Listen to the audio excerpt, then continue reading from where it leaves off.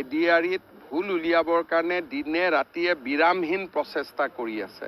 মই তেওঁলোকক ধন্যবাদ আৰু অভিনন্দন জনাইছোঁ।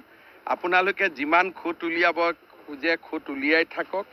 ইয়াৰ পৰা ক্ষতিটো হিমন্ত বিশ্ব শৰ্মাৰ নহয়, ক্ষতি হ'ব যুৱক যুৱতীসকলৰ। স্বপ্ন যদি ক'ৰবাত দুখ পায় যুৱক যুৱতীসকলে।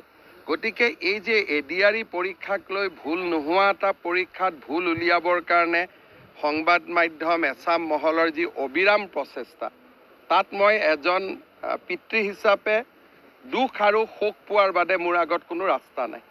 মই দুখ পাব লাগিব, কষ্ট পাব লাগিব, তাৰ বাদে কোনো ৰাস্তা নাই। হিমন্ত বিশ্ব শৰ্মাক বেয়া পাওক, কিন্তু 11 লাখ যুৱক যুৱতীক আপোনালোকে বেয়া নাপাব। নাই কালি চাওক, যেতিয়া ঘৰত ডাঙৰ এটা উৎসৱ হয়, ক'ৰবাত কিবা অকণমান খেলি মেলি থাকে, সেইখিনিয়ে পৰীক্ষাটোত প্ৰভাৱ নেপেলায়। এইবিলাক কয় সাহিত্য সভা হ'লে আগতে আমি পেপাৰত পঢ়িছিলোঁ পাৰ্শ্বজ্যোতি বুলি।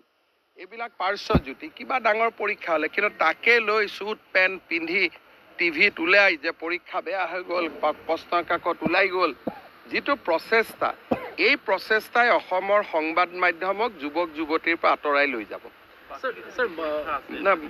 পৰীক্ষাটো সকলো ভালেই হ'ব, পৰীক্ষা নিশ্চিতভাৱে ভাল পাব। দুখীয়া ল'ৰা ছোৱালীয়ে চাকৰি পাব। যেতিয়া চাকৰি ৰিজাল্ট ওলাব, প্ৰতিজনৰ দেউতাক মাকৰ খবৰ ল'ব। সাহস থাকিলে ষ্টুডিঅ'টো দেউতাক মাকক মাতিব।